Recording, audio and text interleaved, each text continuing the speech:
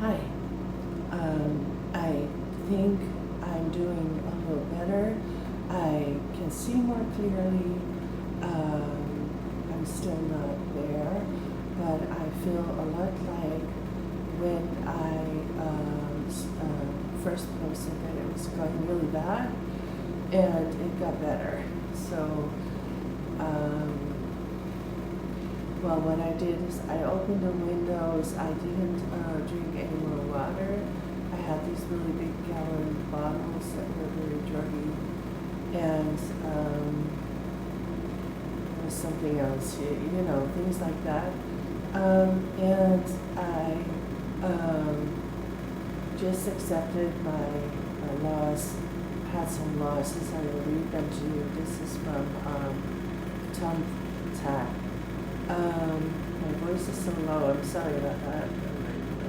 I'm so allergic to dust. I'm just doing it, but I think it comes from the AC. The thing I'm telling you is Trustpilot, where I write here about better help. I say 1 star. My first therapy session in my life was a bad fail. It was a terrible success because now I'm doing things my way. That's why it's a success, but it was terrible. My first therapy session in my life was here, and it was a fail. I was full of hope and positive expectations.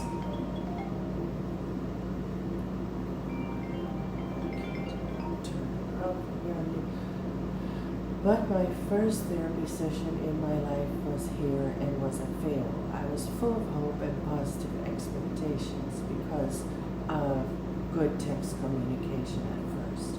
But then I met the therapist online, but then the therapist was a caveman looking, terribly hurt and run down with an unwashed body and never trimmed beard. He says, I'm glad it's over, and I don't really mean that because I had such a good feeling about this. I've written down and I've copy pasted everything, but I felt so good at just having some contact with someone who seemed a little intelligent about it, and I felt like reviving all my old positive things, and everything came back. It was like 5 minutes texting with a therapist was well, maybe a little more, was enough for me to feel, yeah, this is going to work. Let's work on this. I asked for homework, I was really going to do it. So then the reaction was that I ate some things that weren't so good. I think I had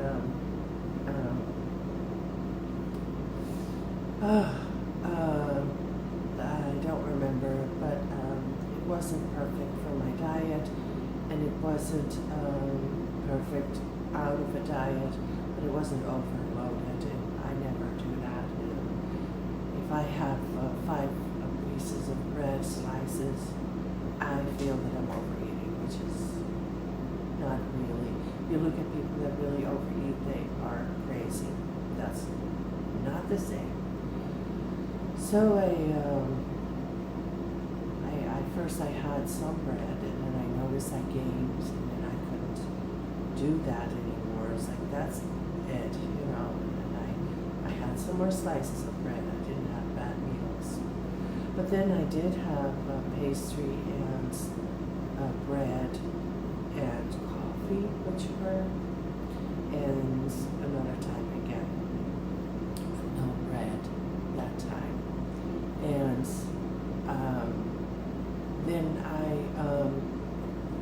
sort of got over it, and I'm still, I want to go out, but I don't want to go out, kind of a thing. And I was just going out and about. I walked and even jogged a little bit.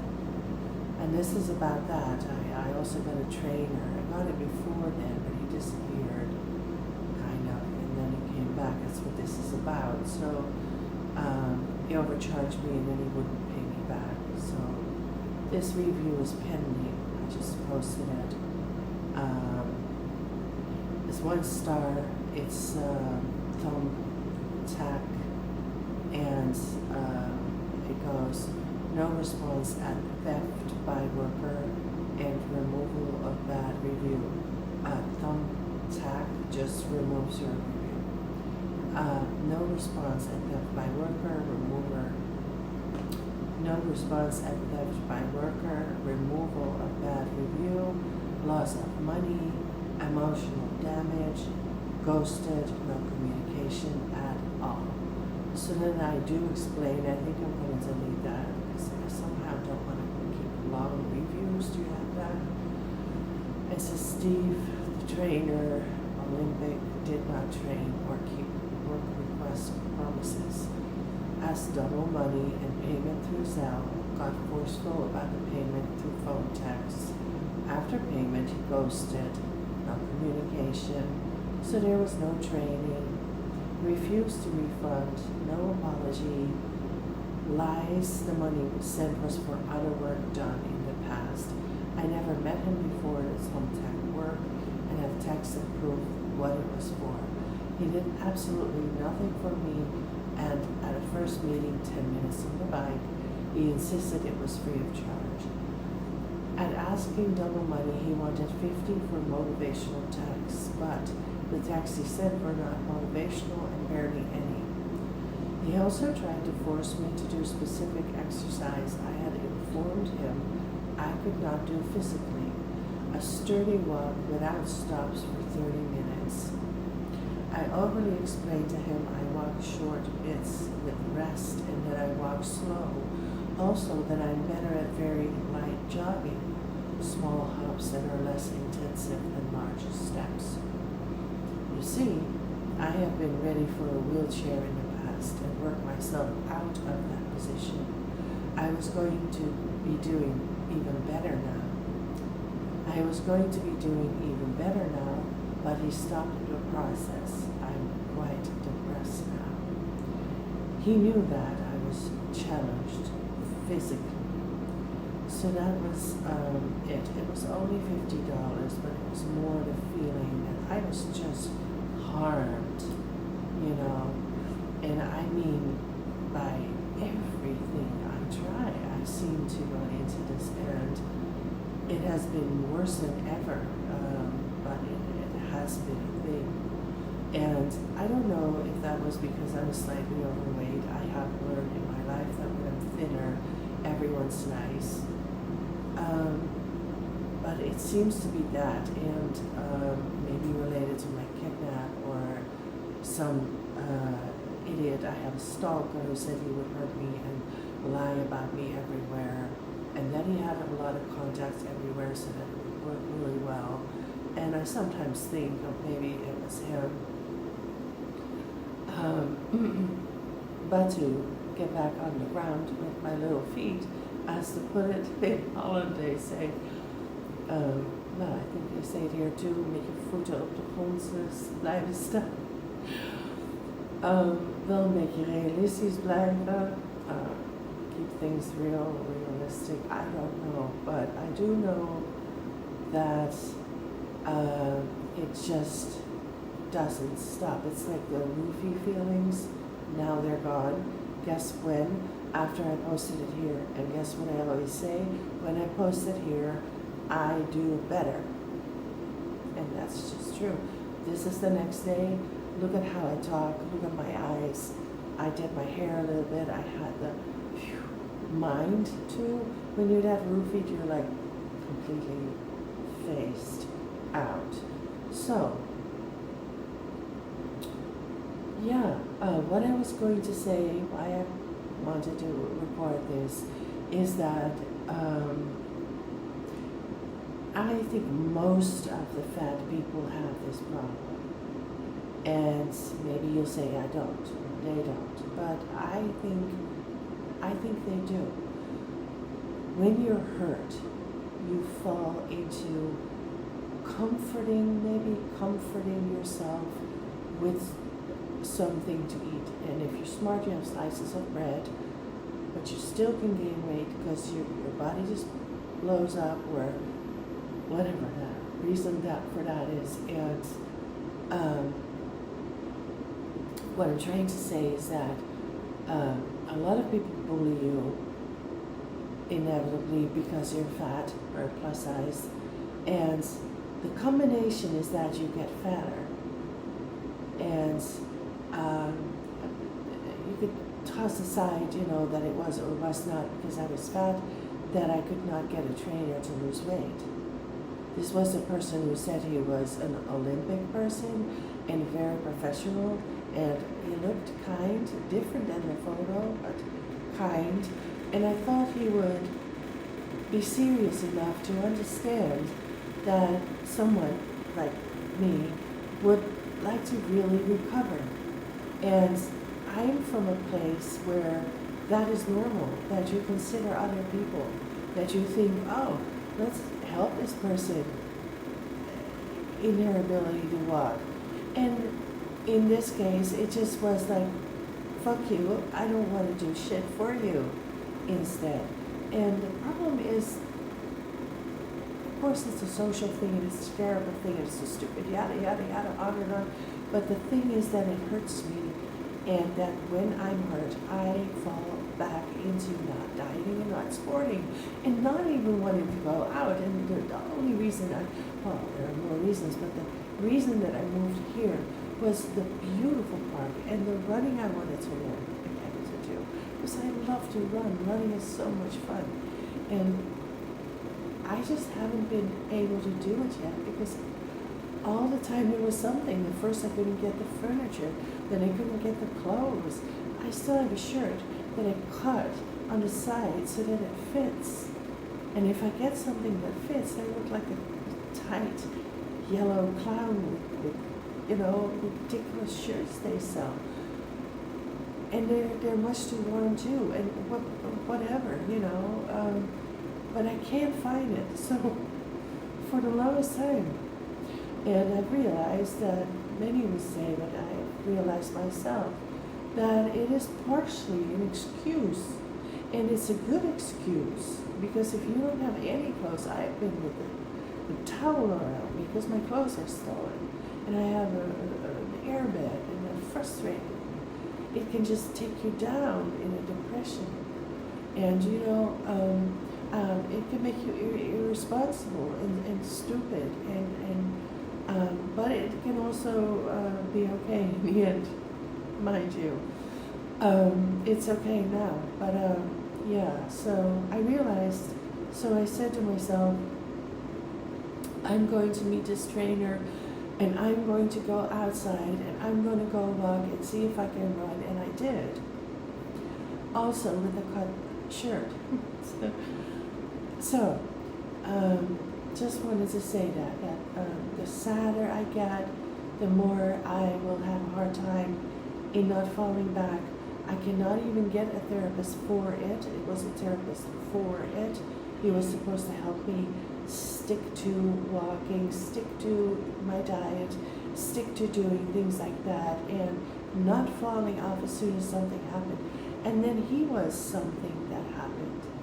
I just worried for him and said, are you okay? Are you sure? Why is your hand, his hand was all banged up. Why is your hand all banged up? Did something happen? And it could happen. You don't know. Maybe something happened. And then you sit there all the time. Oh my God, my therapist, something might have happened. Okay. So then that and the trainer also just did that. And so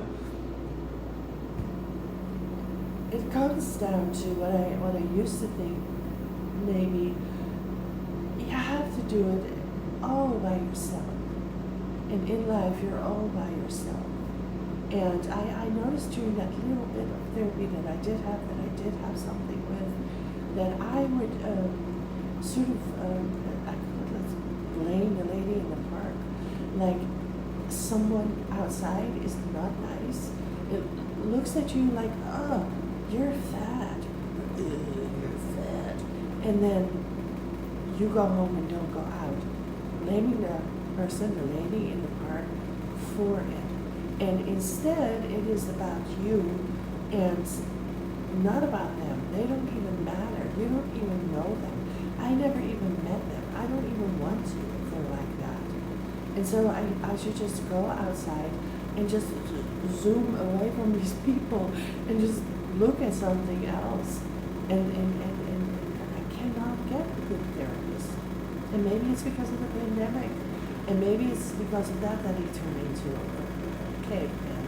But maybe something was wrong. Maybe nothing was wrong. But I cannot get a therapist like that. I cannot ask a therapist to help me be my best version, because that's what I came to.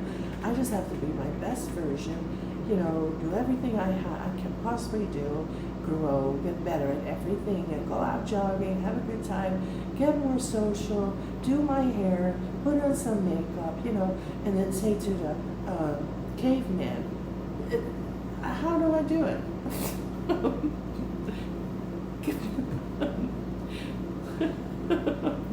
I obviously couldn't do that. And a trainer, oh my God, couldn't ask him either. I once had a trainer or a coach, actually it's just a person who approached me and said, I want to help you lose weight.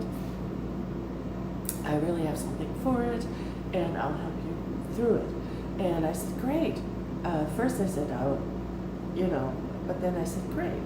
And then he did it. And what he did was just text me, hey, are you up yet? You're supposed to go and do this and that. And what did you eat? And tell me right away. And so I got into that. I don't know what, is wrong with me calling that a coach. But I haven't found one who's willing to do it. And trainers, nope, not doing it.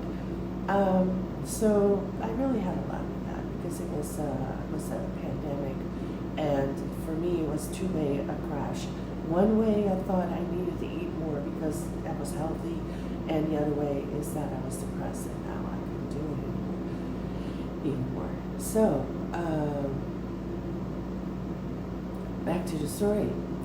I need to do it myself, and I always then said, you were born alone and you will die alone. And it's not really true because you have your parents and all that, but in a way you can see it like that. You're just one person and that's it. There are no other people. They're everywhere and I love them, and okay, so sometimes I don't. But I mean, from the perspective of needing another person to help you do something, you shouldn't. If you can't, you shouldn't do it. And I'm going to try to do that now. So, I can rely on my work. I can rely on when I order coffee, I'll get it. But I cannot rely on a trainer or on a therapist. And I cannot rely on a night out being fun or a movie being good when I'm watching it. But if I do some pre-work, maybe, I'm thinking of also getting a companion. Those are usually for older people, for maybe knitting or taking you to the shop.